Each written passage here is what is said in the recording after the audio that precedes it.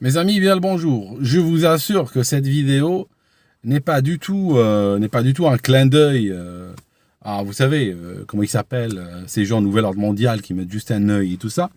En fait, c'est tout simplement, au-delà de la conspiration, c'est tout simplement mes lunettes qui ont rendu l'âme, n'est-ce pas? Donc c'est terminé, n'est-ce pas? Regardez.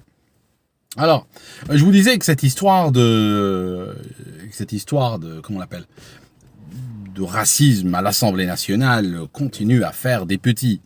Le scandale ne fait qu'enfler.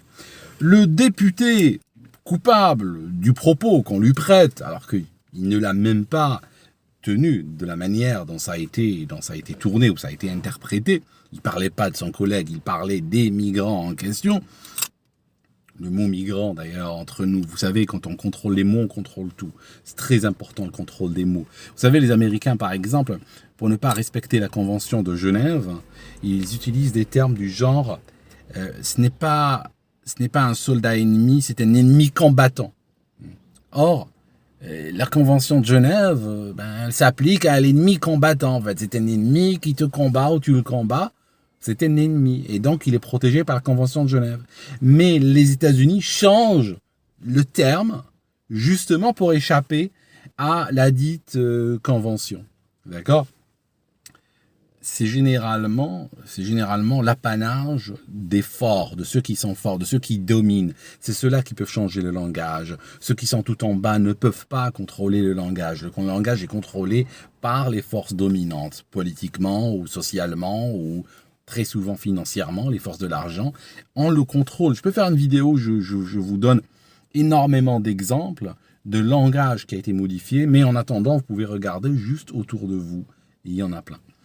Alors, je disais, le mot migrant n'a pas de sens. Il n'y a pas d'humains qui naissent et qui sont des migrants. Il n'y a pas le migrant land. Il n'y a pas un pays qui s'appelle la terre à migrants. Ça n'existe pas. Ce n'est pas des migrants, c'est des ressortissants étrangers de pays divers et variés et qui se déplacent dans un contexte très souvent de précarité économique qui en soi juste prise isolément n'ouvre pas de droit à l'asile dans notre forme de monde. On ne peut pas aller dans un autre pays dire oui, tout va bien, sauf que j'arrive pas à payer mes factures de gaz ou d'électricité, je demande l'asile. Ça passe pas, vous pouvez tenter cet hiver. On va passer par là et on aura tous collectivement des problématiques avec ces factures. Vous pouvez essayer de demander l'asile ailleurs, vous allez voir que ça passe pas. Donc, toujours est-il que ce député a été exclu de l'Assemblée pendant 15 jours, qui est, paraît-il, la première fois qu'on est ressort à ce type de sanction depuis 1958. Ce qui vous donne quand même une idée de climat de terreur qui règne aujourd'hui dans cet hémicycle. Alors, pour lui, je suis étonné. Au départ, j'étais étonné, maintenant je comprends pourquoi. Je suis étonné qu'on n'ait pas ressorti le bûcher. Pourquoi on n'a pas, à la rue de l'université, pourquoi on n'a pas installé un grand bûcher, n'est-ce pas, pour qu'on en fasse un exemple de ce député, pour que tout le monde puisse voir un petit peu comment on défend chez nous la tolérance et tout ça. Alors, après j'ai compris pourquoi on n'a pas utilisé un bûcher. Parce que réfléchissez bien. Le problème du bûcher, c'est qu'il a une empreinte carbone qui, de nos jours, serait inacceptable. Serait inacceptable légalement pas l'empreinte carbone, mais la dépense énergétique. On est dans une époque de... Comment il l'appelle déjà? Comment on l'appelle, Borne? C'est pas une austérité énergétique, c'est une... On se comprend, c'est pas très bien.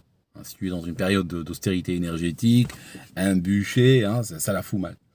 Mais ce qui m'étonne aussi, par rapport au paradoxe, puisqu'on parle de paradoxe, il y a un truc qui me surprend.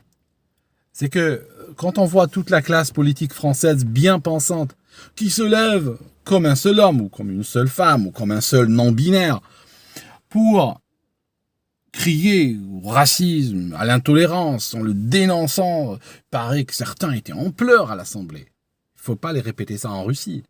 Parce que le problème, c'est quand vous avez des prises de tête avec d'autres pays et tout ça, alors que vous avez la réputation de des madeleines ou des pleurnicheurs, etc., ça la fout mal, ça. Hein. Les fragiles, généralement, on les bouffe dans notre forme de monde. Hein, je suis désolé.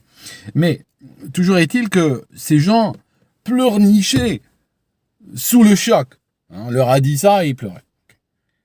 Néanmoins, récemment, la France a voté contre une résolution à l'ONU qui condamnait le nazisme, la promotion du nazisme et du néonazisme. La France, ça fait partie des pays qui ont voté contre. La résolution est passée quand même. Mais la France a voté contre. D'accord? Parce qu'ils ont eu peur que ça gêne certains de leurs amis, des nouveaux amis, ma foi, qu'on a depuis le début de l'année, qui nous coûtent extrêmement cher. Il y a des maîtresses qui coûtent beaucoup moins cher que M. Zelensky et qui sont moins demandeuses que ce monsieur qui est... D'ailleurs, littéralement, il s'est fait engueuler l'autre jour par Biden parce qu'il n'arrêtait pas. Bah, écoute, oui, voilà, j'ai pu te débloquer, je sais pas, 4 milliards et tout ça. Il paraît que Biden n'avait même pas fini sa phrase, que lui a dit, oui, mais j'ai besoin de 2 milliards le mois prochain et tout ça. Il lui a dit, mais tu peux pas être, pendant 5 minutes, tu peux pas être reconnaissant. Je veux dire, je viens de te donner 4 milliards. Tu peux pas juste attendre le prochain appel pour me demander encore de l'argent? Je sais pas ce qu'il tient sur eux, ce gars. C'est pas possible. Je n'ai jamais vu un pays lointain avec un président étranger en t-shirt qui demande, t-shirt kaki, un ex-acteur, je vais dire un ex-acteur, un acteur en réalité, qui est en train de demander de l'argent et qui reçoit des milliards. Et truc terrible, c'est que les Américains, ce qui semblerait, à voir, à vérifier, bien entendu, c'est une théorie presque conspirationniste que je vais vous donner là. Là où les États-Unis donnent des armes de surplus, du surplus militaire, ils en produisent des tonnes des armes, ils ont de surplus qu'ils donnent. La France, elle, donne le fleuron de ces armes. Elle donne des canons César, dont certains ont été déjà désossés en Russie, voire même en Chine et tout ça, et un jour, on les sortira un peu partout.